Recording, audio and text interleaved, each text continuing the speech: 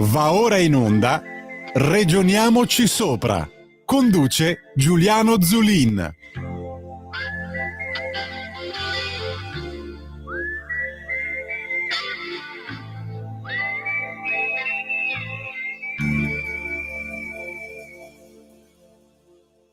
E buongiorno amici di Radio Libertà, sono Giuliano Zulin, Regioniamoci sopra, ancora un buon anno, oggi riparte completamente l'attività politica, non solo, il lavorativa per molti, ai noi perché le vacanze erano belle, ma torniamo a parlare dei dossier principali che interessano a noi principalmente, ovvero l'autonomia differenziata. L'autonomia differenziata che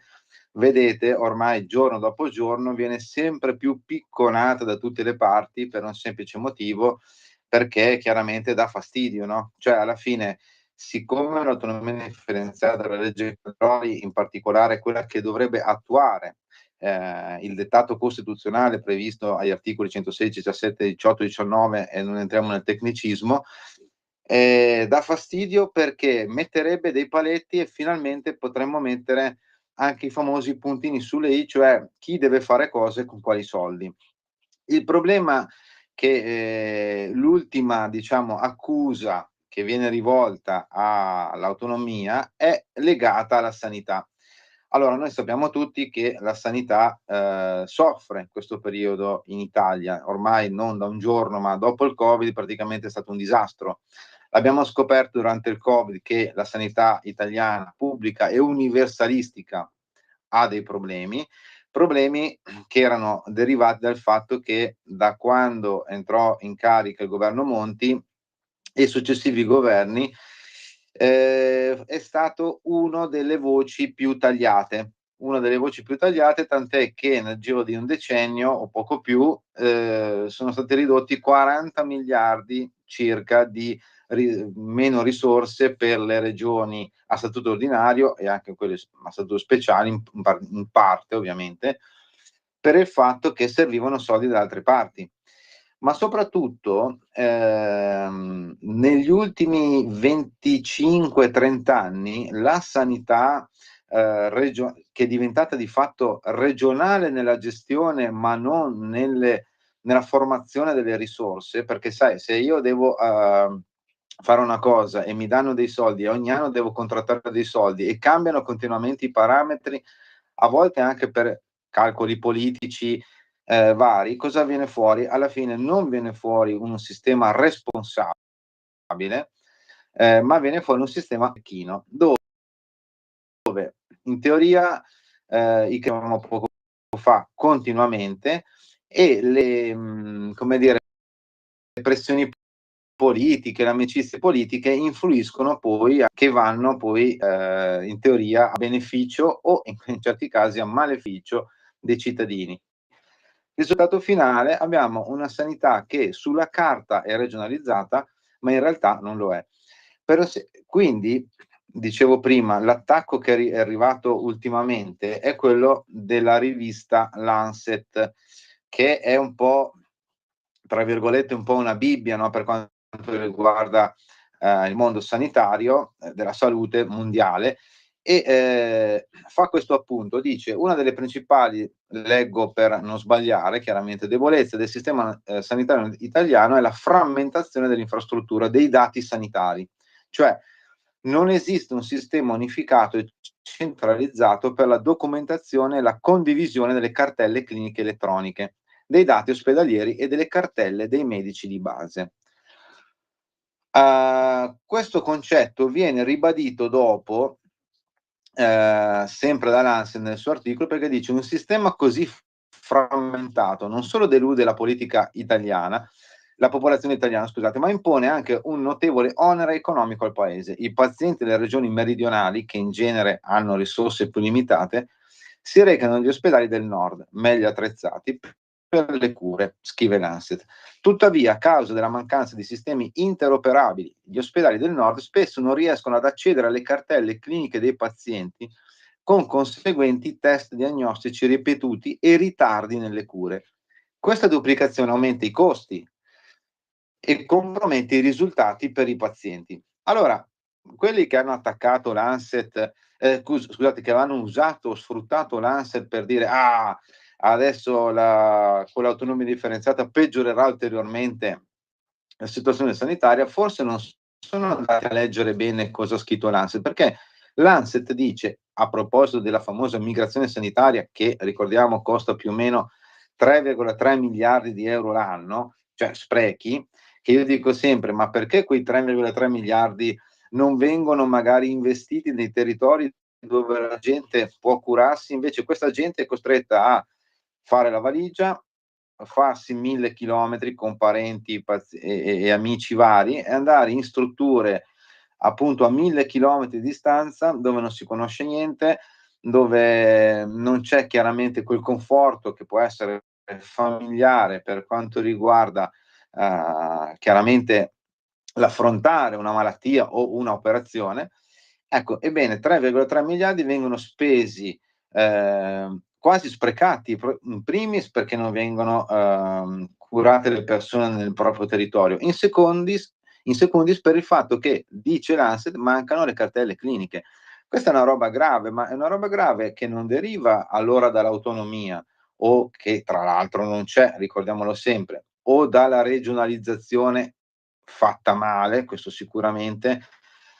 del sistema sanitario nazionale, ma deriva dal fatto che alcune, strutture ospedaliere sanitarie, alcune regioni non fanno il proprio dovere. Allora bisognerebbe dire che non è il regionalismo sanitario che è sbagliato, ma è l'applicazione da parte di alcuni del regionalismo sanitario che è sbagliata. Quindi, proprio perché c'è un sistema, lo dicevamo prima, arlecchino per quanto riguarda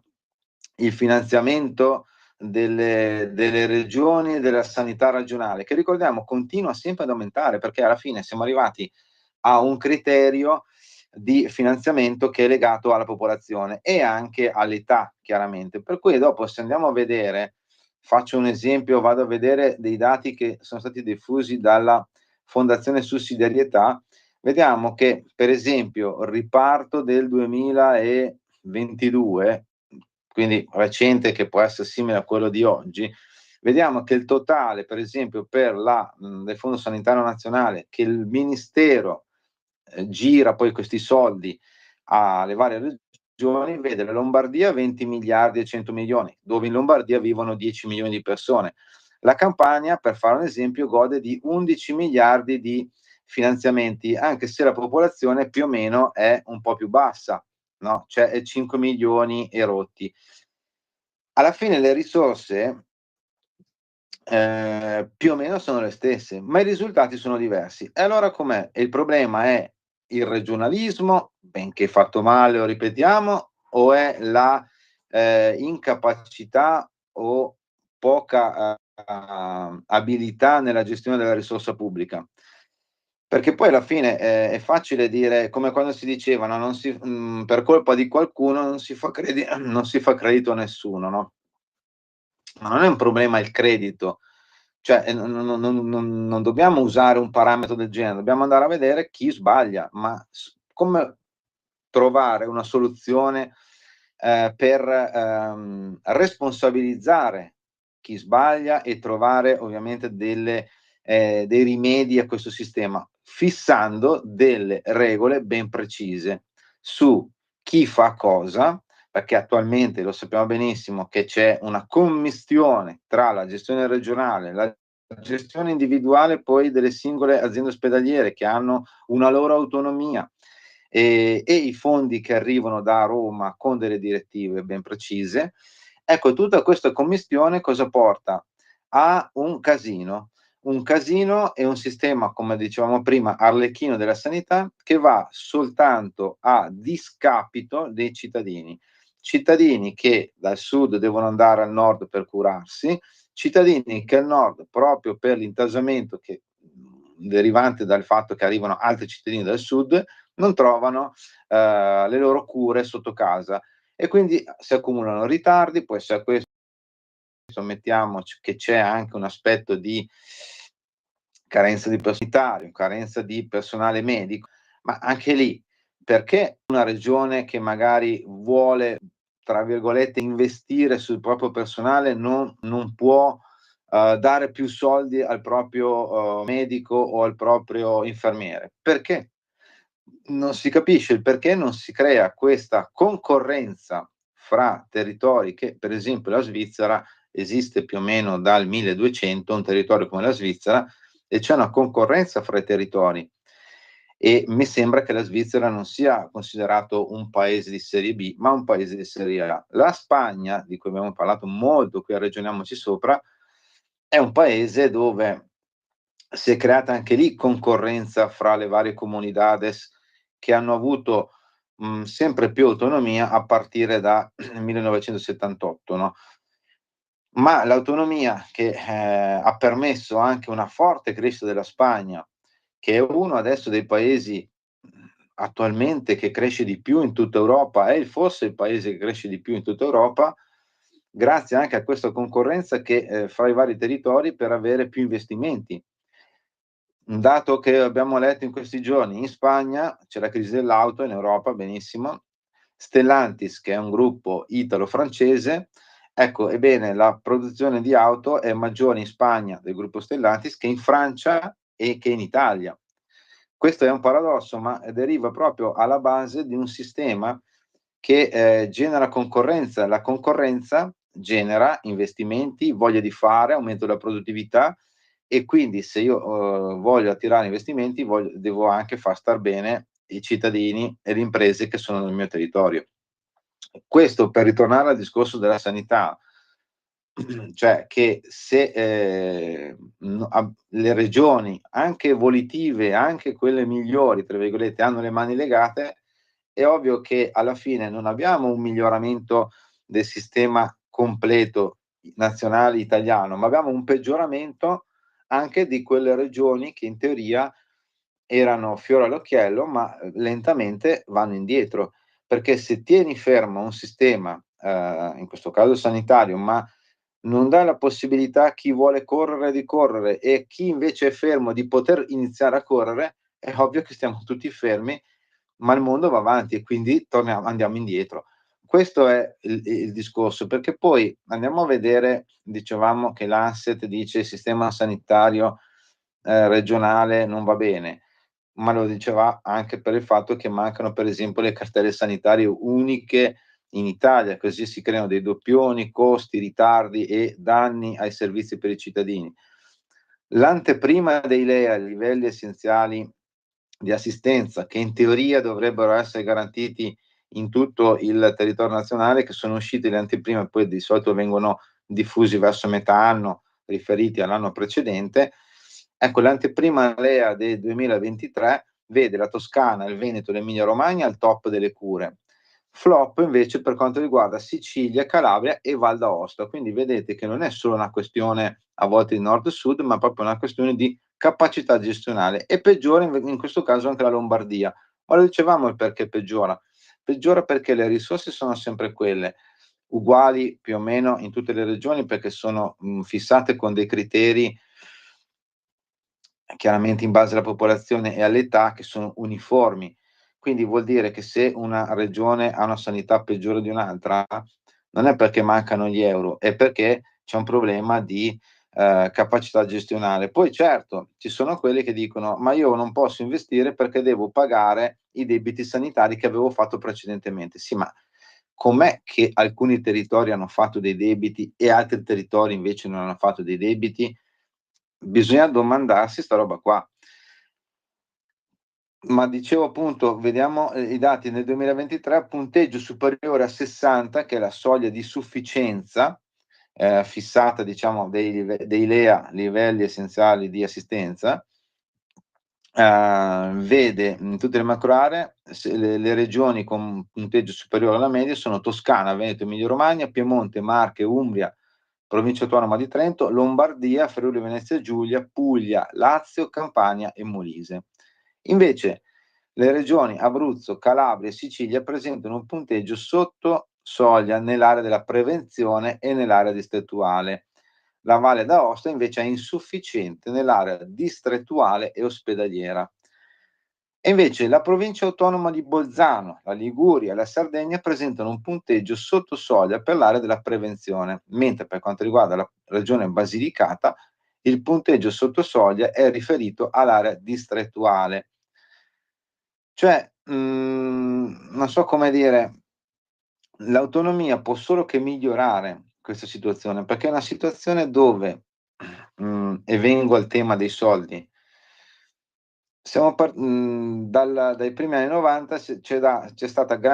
affidata grande autonomia e responsabilizzazione alle ASL. Poi da lì c'è stata una responsabilizzazione per quanto riguarda le regioni, che dovevano finanziarsi la spesa sanitaria regionale. Con cosa? Con partecipazione al gettito IVA, con l'IRAP che era stata creata proprio a fine anni '90 dall'allora ministro Vincenzo Visco,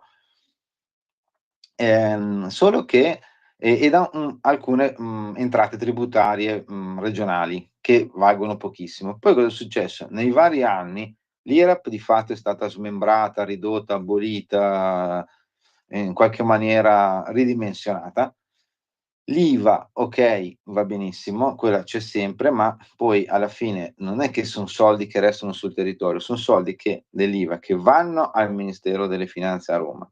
Il Ministero delle Finanze poi stabilisce ogni anno, c'è questa trafila per dire: "Ah vabbè, quanti soldi diamo? Questo, questo, questo", e alla fine è la fiscalità generale, cioè non solo quelle voci lì, ma anche altre, che vanno poi a influire nella formazione di questo fondo sanitario. Con un debito di 3.000 miliardi di euro, che ricordiamo sempre deriva per quasi 1.800 miliardi dalle pensioni, che non sono scusate, dalle pensioni, dalla spesa previdenziale e assistenziale, che se apriamo questo capitolo, l'abbiamo aperto molte volte, qui ragioniamoci sopra, vediamo che c'è una marea di iniquità e, possiamo dirlo, anche di sprechi. E poi nel 2001 con la riforma Arlecchino, diciamola fin fondo, contestata adesso anche dalla sinistra, che è quella che introdusse, diciamo una parvenza di autonomia differenziata con una fissazione di 23 materie concorrenti Stato-Regioni, alla fine sai se c'è una concorrenza fra un potere forte che è lo Stato centrale e 20 poteri deboli con vari, tra l'altro,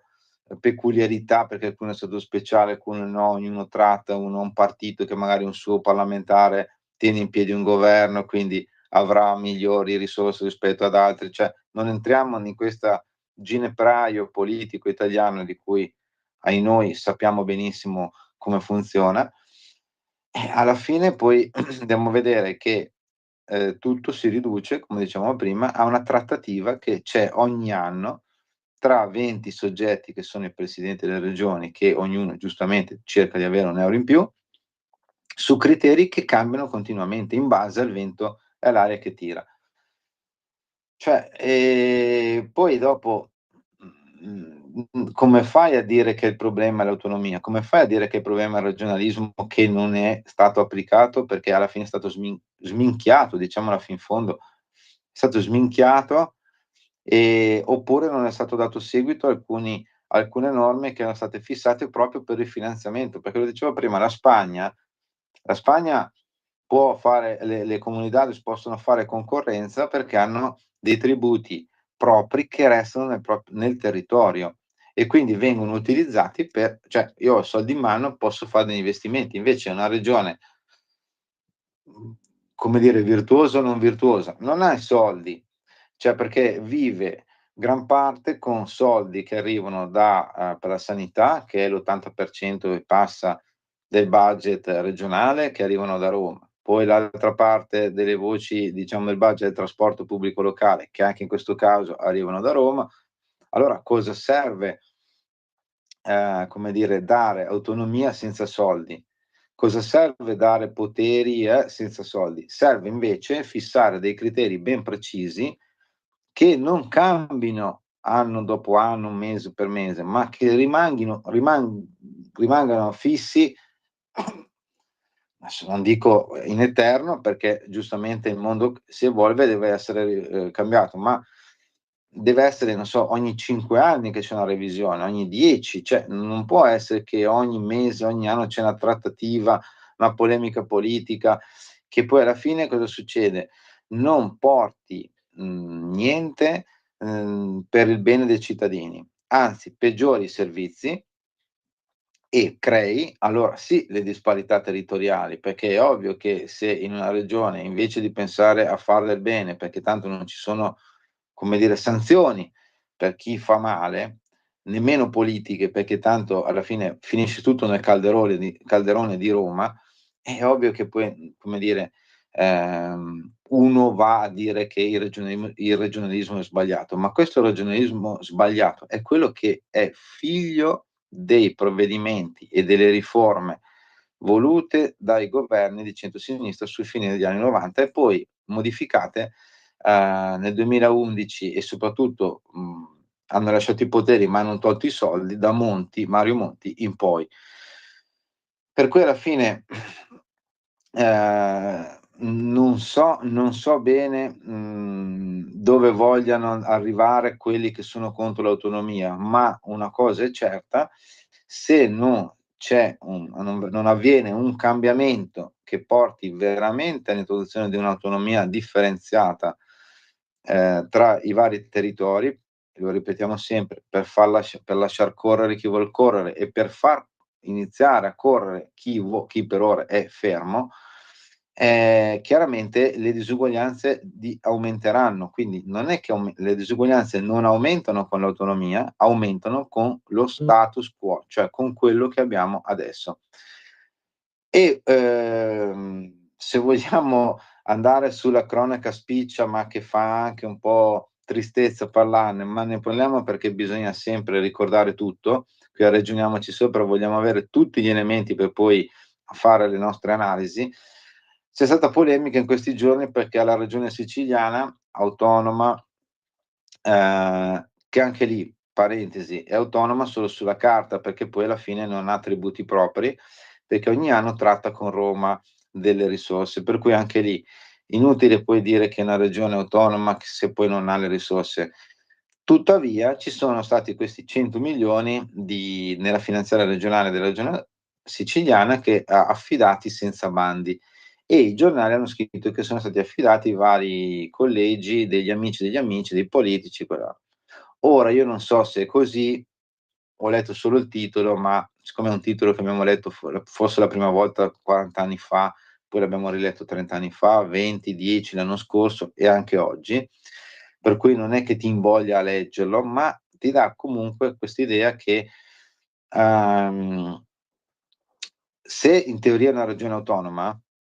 autonoma anche nelle spese. Certo è che se dopo quelle spese vengono finanziate con la fiscalità generale e con i soldi anche di un cittadino delle Marche, della Toscana, della Lombardia o della Campania, allora le cose uhm, non ci stanno più bene, no, ovviamente, perché chiaramente noi vorremmo che ognuno spendesse i propri soldi come vuole, legittimamente, poi però non venga a chiedere, 1 euro in più, diciamo, a tutto il resto del paese. Ma c'è un altro caso, diciamo di questi ultimi giorni che fa un po' anche lì ridere, se non dire tristezza, che è quello che è avvenuto alla governatrice della regione autonoma della Sardegna, che è Alessandra Todde del Movimento 5 Stelle, che ha vinto per 2000 voti le regionali in Sardegna nel mi pare febbraio del 2024, cioè quasi 1 anno fa, e adesso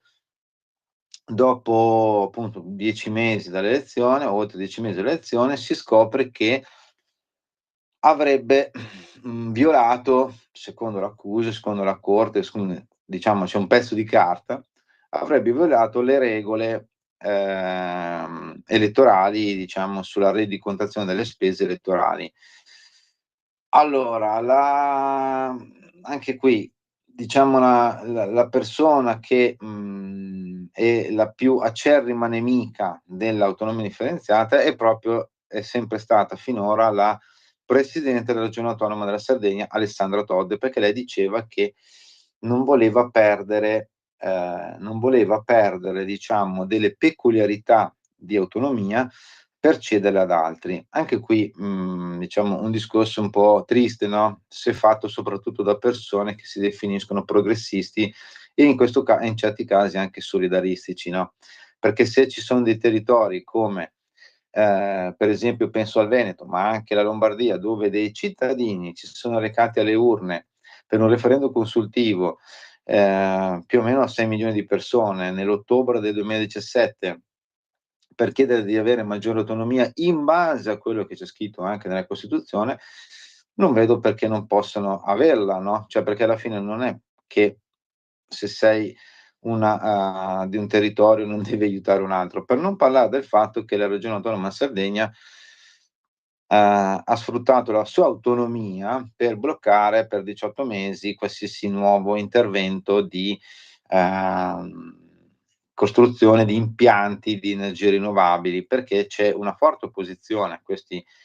impianti, soprattutto eolici, pale eoliche, per il fatto che, dicono: "Noi non vogliamo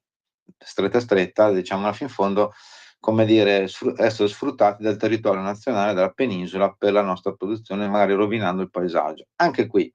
si parla molto di solidarismo, si chiedono molti aiuti,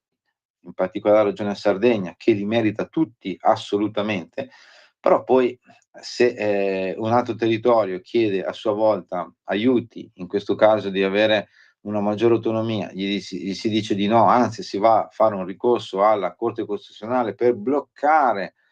l'attuazione di una norma costituzionale. Vabbè, insomma, voglio dire, io non so se Alessandra Todde è innocente o, sul caso delle spese elettorali o è colpevole, chi lo sa. Fa un po' ridere però che la paladina di diciamo contro l'autonomia differenziata, dal pulpito di una re dalla della sede di una poltrona di presidenza di regione a statuto speciale, dica no all'autonomia di altri territori, bloccando e favorendo, come dire, il blocco della solidarietà e degli aiuti verso tutto il territorio italiano. Poi però, ecco, come dire, se un autonomo potere come quello della magistratura ti dice che dovresti dimetterti, lei invece dice: "No, io vado avanti perché sono legittimata dal popolo sardo", beh, allora, se le regole son queste, cioè mi sembra che allora le regole valgono solo per se le regole vengono, come dire, commentate in questa maniera, vuol dire che le regole piacciono solo in certi casi. E quindi, mi domando anche se effettivamente è illegittima magari la nomina di Alessandra Todde deve decadere. Ma tutti i ricorsi che ha presentato sono legittimi, non sono illegittimi? Boh, cioè a me sembra che in generale, dalla sanità, passando per il caso Todde, fino alla finanziaria siciliana che dà 100 milioni senza bando, si arrivi a un concetto molto semplice dove c'è una tale commistione tra poteri piccoli, medi, grandi all'interno dell'amministrazione pubblica, nella quale non si riesce a capire la responsabilità delle persone, dei politici. Non si riesce a capire cosa si può fare, cosa non si può fare. Non si riesce a trovare una distinzione netta tra i vari poteri, che solo questa può permettere uno sviluppo del territorio, del PIL, del benessere, di quello che parliamo sempre qui a Ragioniamoci Sopra. Cioè, solo, diciamola tutta, 2 riforme, come per esempio possono essere il premierato, con dei poteri precisi che ha il premier, e l'autonomia differenziata con dei poteri precisi che ha e con risorse chiaramente precisi che hanno le regioni, si possono fare dei discorsi. Quando invece tutti possono fare tutto, ma nello stesso tempo nessuno può fare niente, mi sembra che alla fine vediamo che i redditi son fermi da 30 anni, reali in Italia, il debito continua a salire e se non fosse per i grandi eroi che sono gli imprenditori e i lavoratori italiani, ahimè, la posizione dell'Italia sarebbe sempre più bassa nel ranking internazionale all'interno del G20. Quindi Se vogliamo modernizzare questo paese, non resta che la via dell'autonomia, delle riforme, ma delle riforme quelle che definiscono chi fa cosa. Se non sappiamo questo, non sappiamo neanche dove possiamo andare. Allora, ci sentiamo settimana prossima, speriamo che si sblocchi qualcosa per quanto riguarda il referendum dalla Cassazione e dalla Corte Costituzionale soprattutto, perché chiaramente lì servono dei giudici, se arriveranno 4 per definire sì o no al referendum abrogativo della legge Calderoli, ma ne parleremo la prossima settimana. E intanto, come sempre, buona autonomia a tutti da Giuliano Zulin, ragioniamoci sopra. Viva Radio Libertà e ovviamente viva la libertà. Ciao a tutti.